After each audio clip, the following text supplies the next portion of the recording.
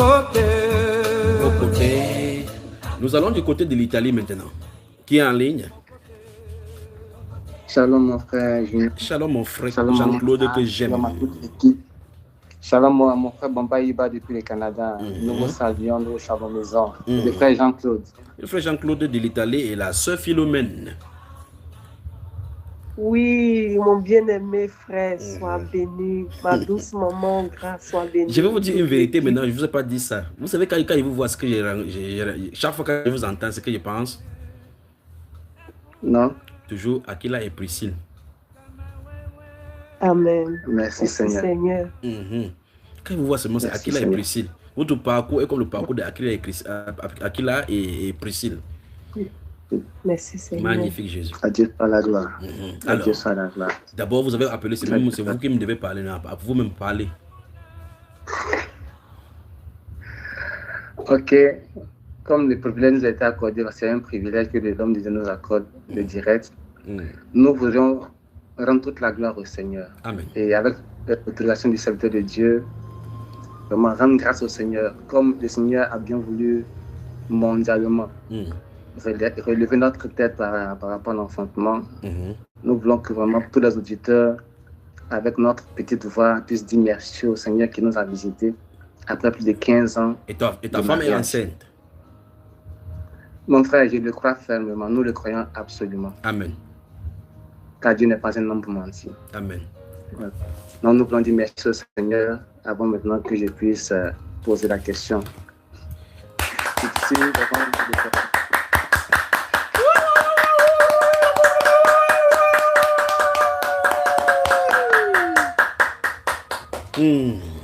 C'est le studio. Laisse-nous comme ça, d'accord, mon frère? Ah non, mon frère, jubilant. Alors, suis ça.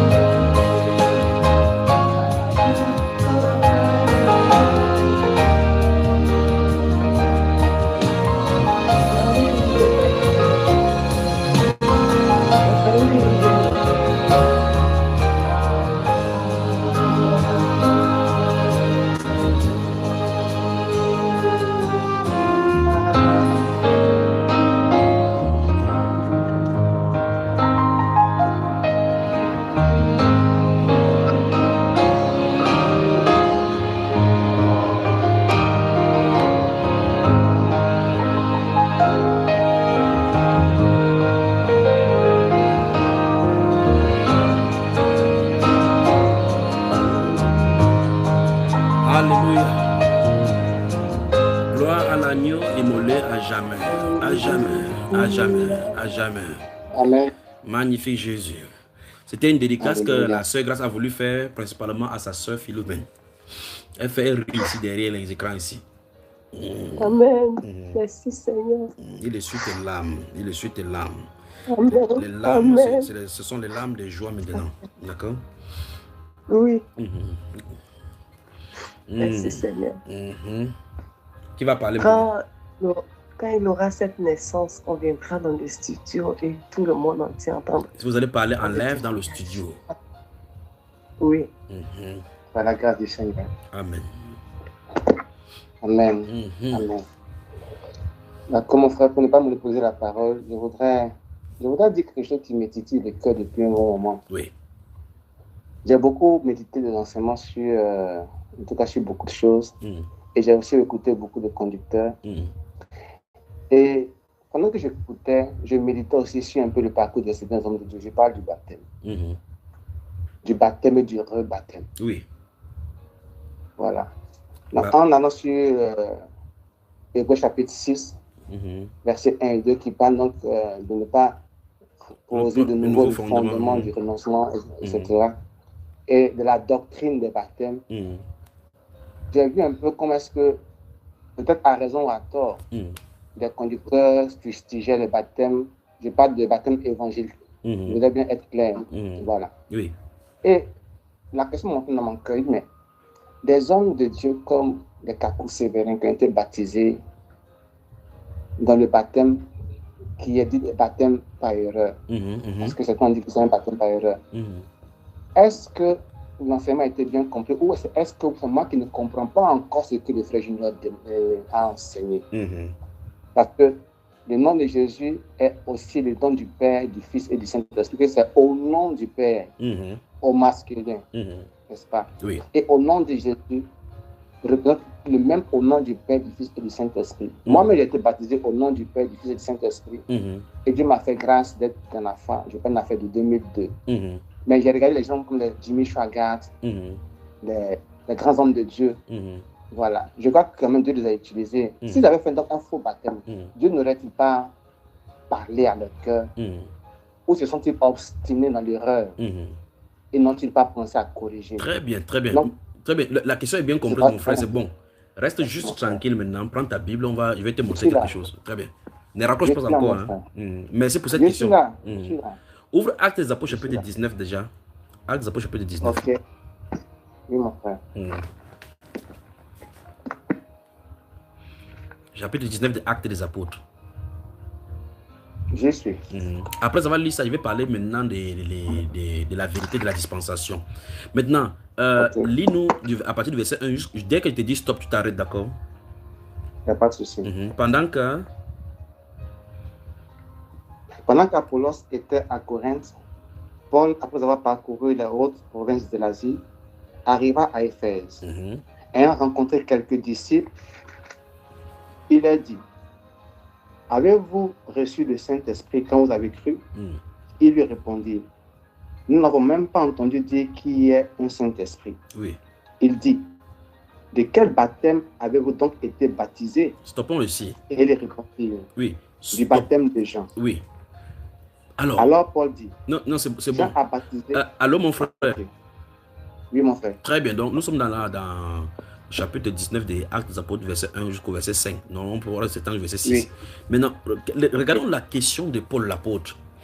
Dans la discussion avec ses frères qui étaient au nombre à peu près 12, ils avaient été baptisés par qui concrètement? Par le prophète Jean. Très bien. S'il y a quelqu'un d'authentique dans leur époque, c'est Jean-Baptiste. Oui. Donc ça ne fait aucun doute. Mais l'apôtre Paul dit qu'ils doivent se baptiser. Pourquoi?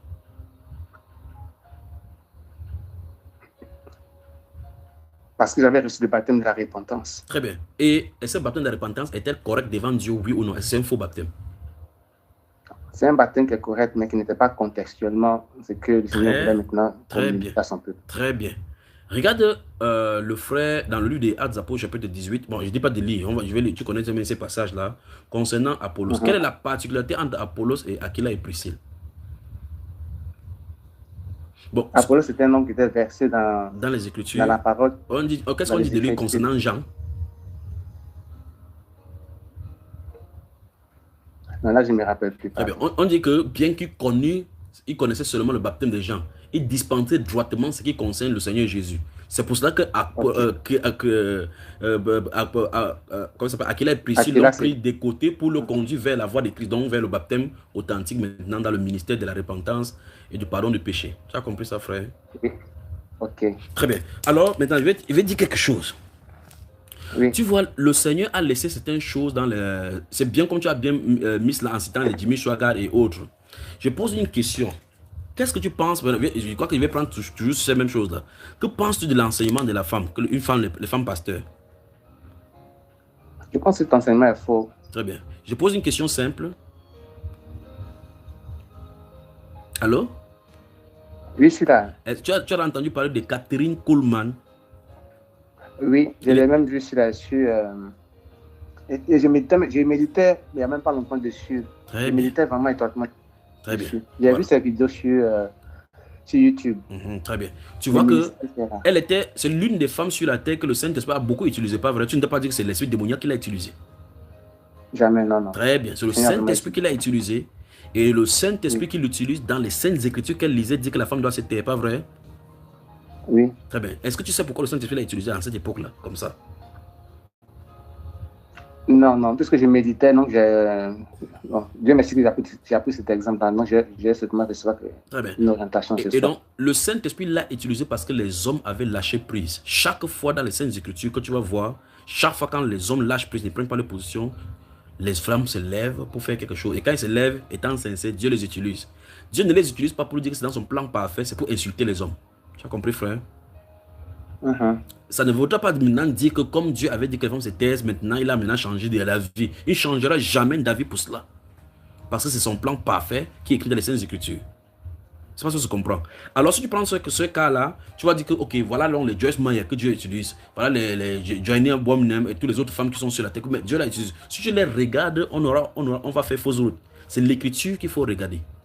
Maintenant, dans la dispensation de la marche dans l'église, les erreurs ont été commises au fur et à mesure. Regarde par exemple simple.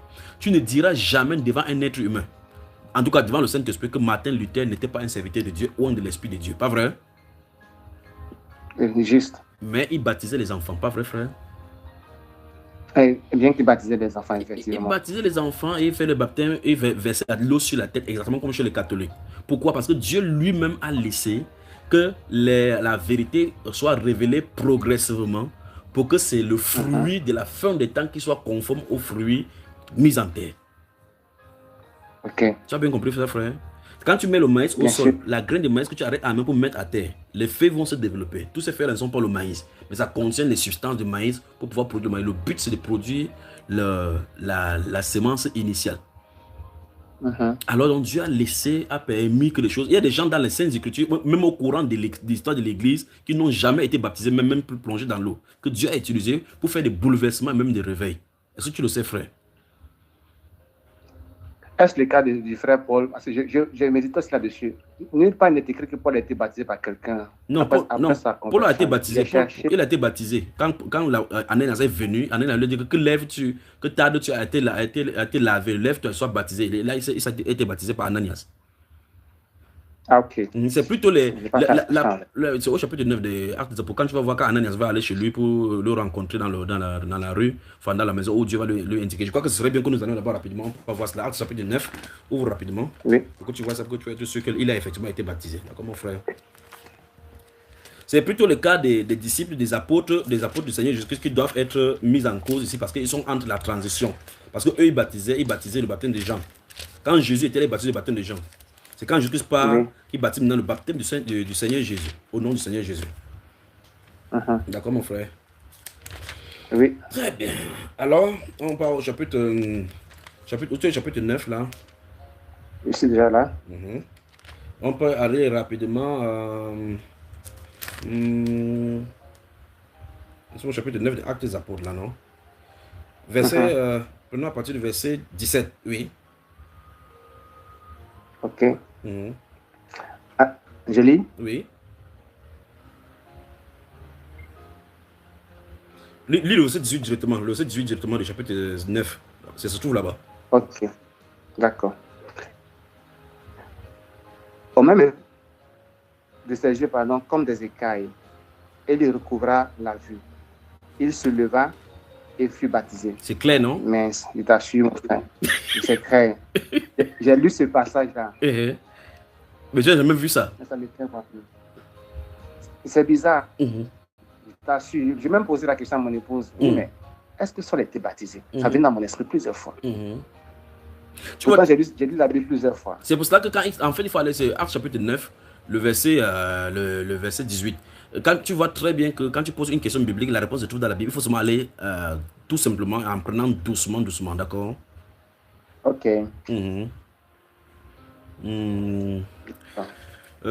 Alors, donc l'apôtre Paul a été baptisé.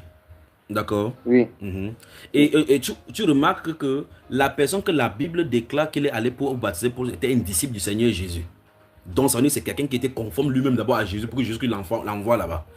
La parole de Dieu est parfaite. Donc, on ne doit pas prendre les hommes, l'imperfection des hommes et les choses que Dieu a tolérées pour justifier quoi que ce soit. On doit plutôt dire, voici le modèle exemplaire. Ça, c'est le premier cas. Le deuxième chose que tu as dit, c'est que, en fait, c'est ça qui est venu au courant des siècles quand Dieu a commencé à révéler qu'on revient à l'ordre par rapport au baptême. C'est que les gens disent que non, le baptême, si, est la même chose que ceci. Le vrai problème, c'est que l'un sont des titres, l'autre sont les noms. Quand tu te baptises dans les titres, tu es revêtu des titres, tu n'es pas revêtu de l'autorité de nom. Parce que l'autorité de nom, c'est la personne qui a ce nom-là, le nom Dieu Sauveur. Tu entres et tu plonges dans le salut en ce nom-là. Le salut est dans le nom-là. Le nom-là uniquement, pas dans des titres. Tu comprends ça, frère? Donc, alors, en réalité, donc, Dieu veut, dans ces fins de temps, c'est comme je dis, je crois que même si ça semble être difficile, il faut considérer la graine. Quand la graine est tombée à terre, quand c'est là, à la fin, c'est la même graine qu'on voit dans la multiplicité. Mais c'est la même graine qu'on forme. Ça veut dire que quand le Seigneur va venir chercher, au moment où il vient, il amène la restauration. La Bible déclare au chapitre 3 des Actes des Apôtres, verset 19, qu'il doit rester au ciel jusqu'au temps. Alors, parce que tu es là, prends le chapitre 3 des Actes des Apôtres, tu lis là. On dit que le ciel doit recevoir, allons-y, verset 17, 18 et 19. Actes chapitre 3, verset 17, 18 et 19. Il est écrit, et maintenant, frères, je sais que vous avez agi par ignorance ainsi que vos chefs, mais Dieu a accompli de la sorte de ce qu'il avait annoncé d'avance par la bouche de tous ses prophètes, que son Christ devait souffrir. Répentez-vous donc et convertissez-vous pour que vos péchés soient effacés, afin que des temps de rafraîchissement viennent de la part du Seigneur et qu'il envoie celui qui vous avait été destiné, Jésus-Christ. Oui. Que le ciel doit recevoir jusqu'au temps du rétablissement de toutes choses dont Dieu a parlé anciennement par la bouche de ses saints prophètes d'autrefois. J'entends ça. Donc, il dit que le ciel doit recevoir. En fait, le mot là-bas, c'est retenir. Doit le garder jusqu'au temps de rétablissement de toutes choses. Comment Dieu est là, il faut retenir, il faut rétablir toutes choses. Maintenant, allons-y dans quelque chose. Allons dans le livre de Matthieu, chapitre 17. Allons, Matthieu, chapitre 17. Tu vois quelque chose. Matthieu, le chapitre 17. C'est ça. Verset. Voilà. Donc, dans Matthieu chapitre 17, les 3 disciples seront sur la montagne de transfiguration avec le Seigneur Jésus. Et quand ils seront en train de descendre, il y a une conversation qu'ils vont avoir lui avec le Seigneur Jésus, d'accord? Oui. Donc, on prend à partir du verset 9 jusqu'à ce qu'il te dise stop. Ok. Il est écrit, comme ils descendaient de la montagne, Jésus leur donna cet ordre: ne parlez à personne de cette vision jusqu'à ce que le Fils de l'homme soit ressuscité des morts. Les disciples posaient cette question: pourquoi donc les scribes disent-ils qu'Élie doit venir premièrement? Oui. Il répond: il est vrai qu'Élie doit venir et rétablir toutes choses. Stop là-bas, mon frère. Oui. Stop. Tu as entendu ce que Jésus a dit? Oui. Jésus est là. Nous sommes au chapitre 17 de Matthieu. D'accord? Si tu rentres au chapitre 14, il a été déjà, la tête a été déjà coupée de Jean-Baptiste. Effectivement. Et Jésus dit, il ne dit pas qu'il est vrai que Jean-Baptiste devait venir rétablir toutes choses. Il dit qu'il est vrai que Élie doit revenir. Il dit comme ça, Jean-Baptiste est déjà mort. D'accord? Oui. Très bien. Donc Jésus annonce ici qu'il y aura un rétablissement de toutes choses. Qu'il va revenir toutes choses. Et on vient de voir ça dans Actes des Apôtres. Donc, le Seigneur Jésus, avec son œuvre sacrificielle à la croix, il y a un temps où des choses doivent aller de mal en pis sur la terre et il doit envoyer des choses pour restaurer avant sa venue, pour préparer le chemin. D'accord? Finis le verset. Ok. Mais je vous dis qu'Élie est déjà venu, qu'ils ne l'ont pas reconnu et qu'ils l'ont traité comme ils l'ont voulu. De même, le Fils de l'homme souffrira de leur part.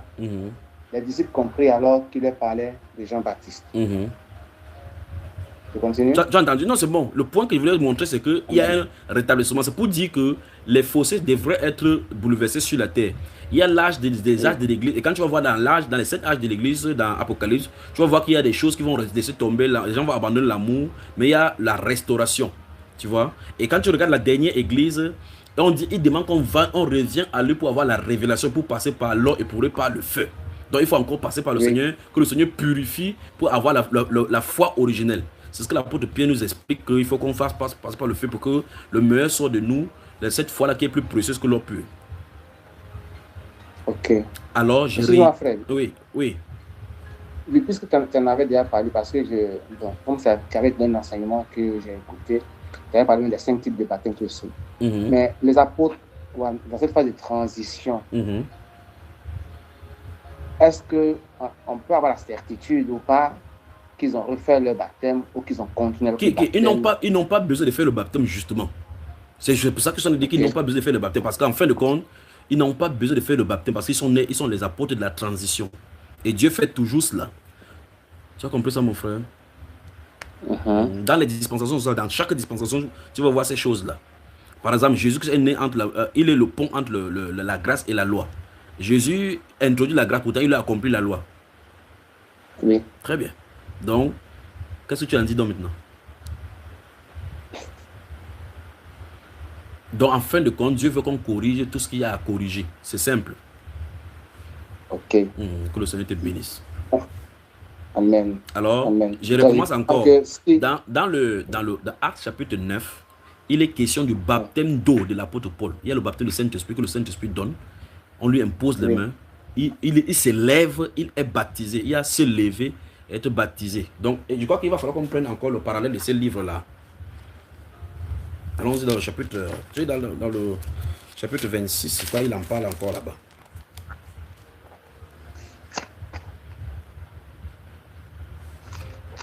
De Actes. Tu parles des Actes des Apôtres, on est Matthieu. Plus Actes des Apôtres, non, chapitre 22, alors chapitre 22.